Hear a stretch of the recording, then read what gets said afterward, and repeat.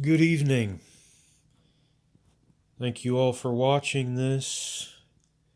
My camera work is a little shady. Not really shady, sketchy, perhaps. Sketchy? I remember the last time I drew a sketch of something.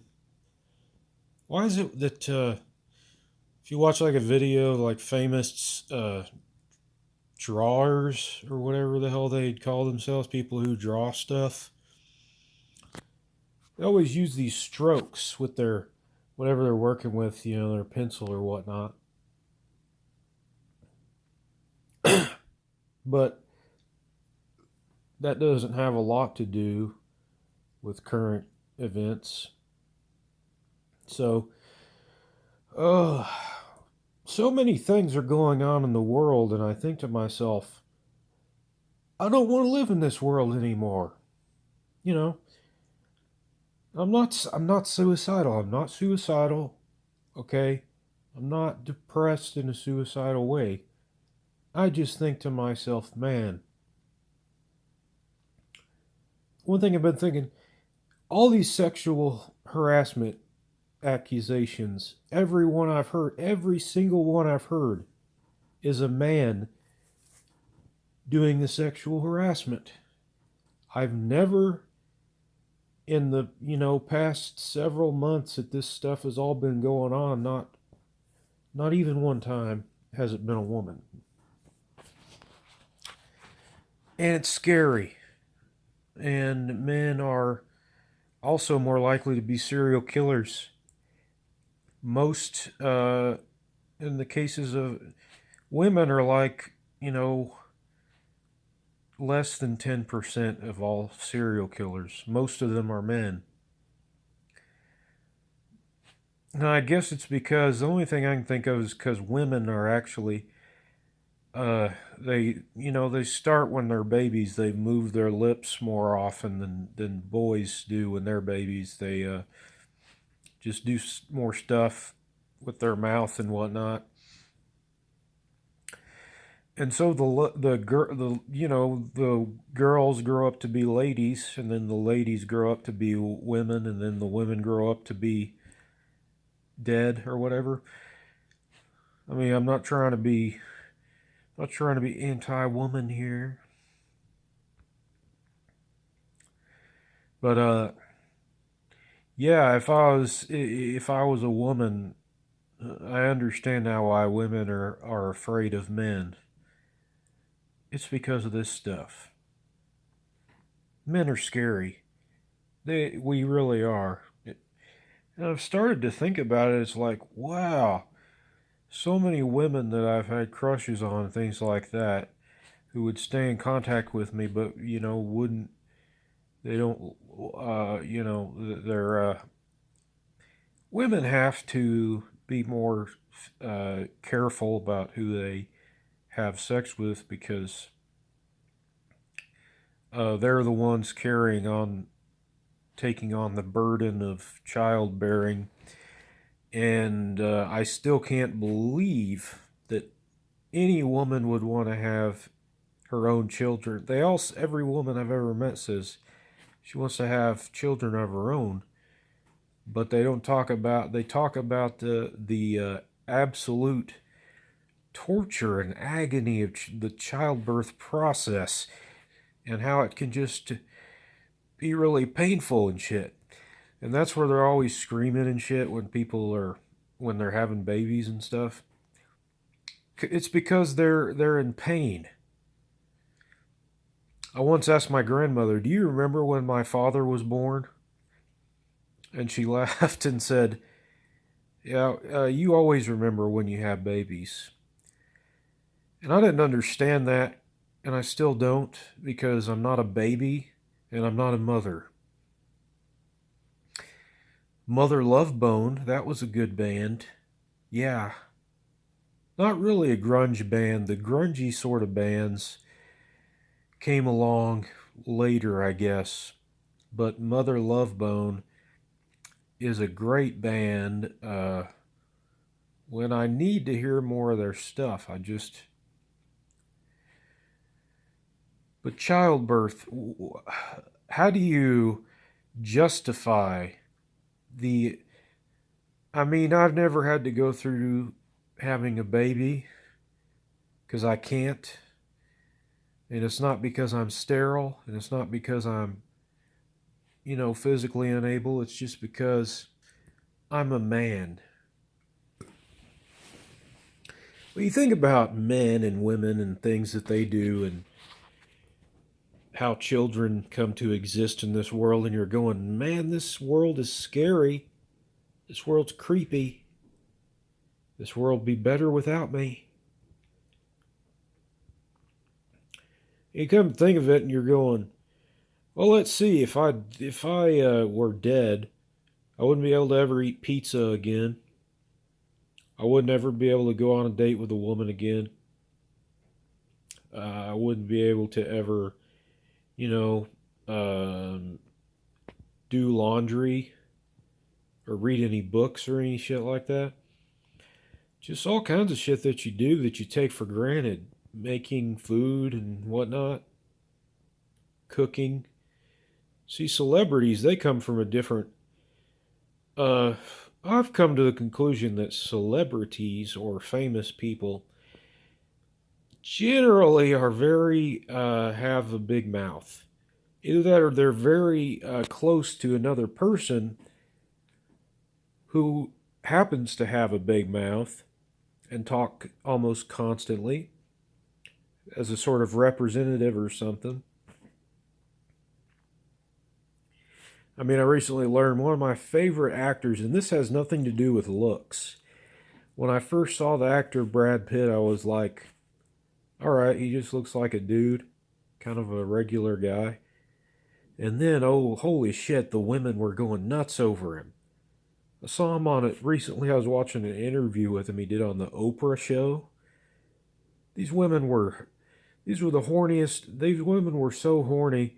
They were just like, eh, Oprah Winfrey included. She was just, so Brad, what do you think about the abortion issue in this world? And he's going, I'm not really comfortable talking about that.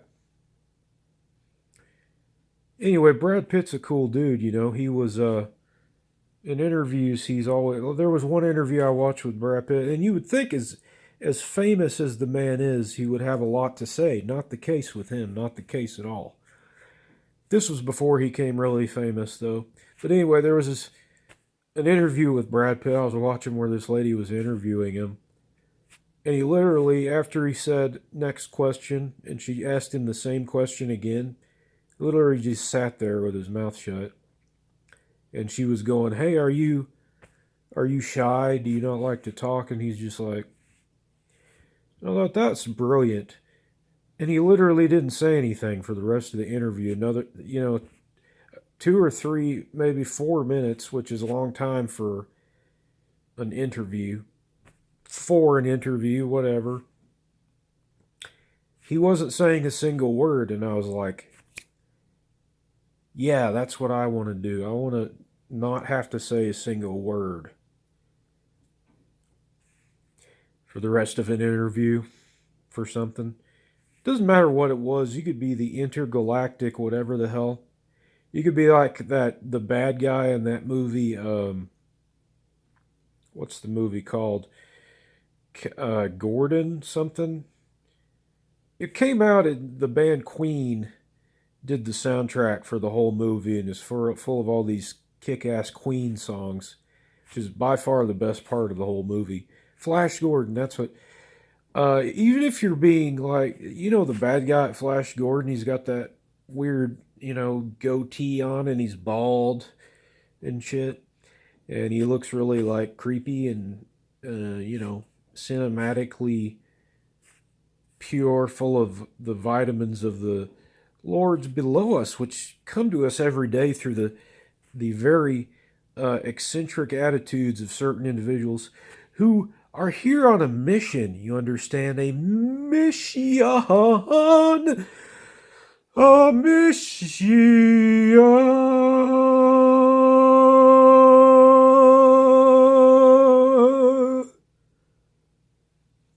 But anyway, it turns out Brad Pitt is my, like a seventh cousin or something like that. And so I decided I'm going to try to find his I really am. I'm going to try to find some way to contact Mr. Pitt. And I'm going to say, hey, I'm your seventh cousin, twice removed, or some shit like that.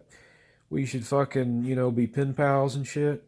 You could give me advice on all kinds of shit, or just whatever. Just shoot the breeze, talking about ninjas or sneakers or whatever the fuck we want to. Just sit by a pool and just hang out, just by a swimming pool. All kinds of creatures crawling around in it. We treat it with some shit, and we're just hanging out, just hanging like two cousins do,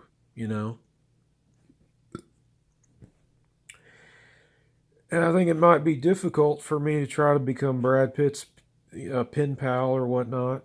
I could say I'm family, but he'd just be like, for 5 to 10 minutes, he could just.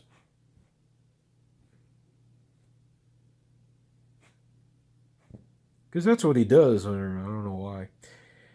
But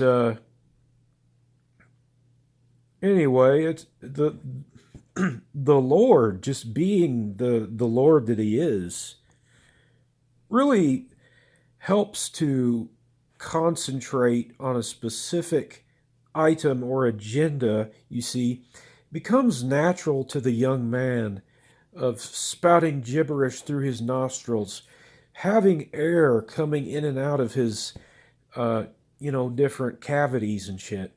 And he's, taking a shit and he's watching TV and drinking shit, and he's just like Brad Pitt, just going, you know. So I'm gonna go find out some way to get a hold of Mr. Pitt and be like, hey, I'm your cousin, seventh cousin twice removed, but still cousin, I guess. If you give me, advice on anything like women or maybe like how it is that every woman is obsessed with you for some bizarre reason, even though you're cool or whatever. Anyway,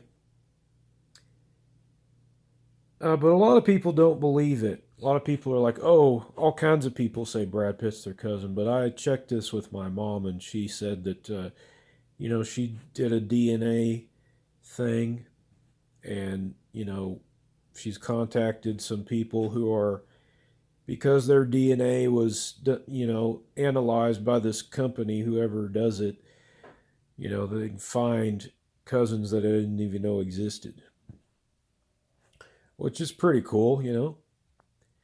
But I like maple syrup much better.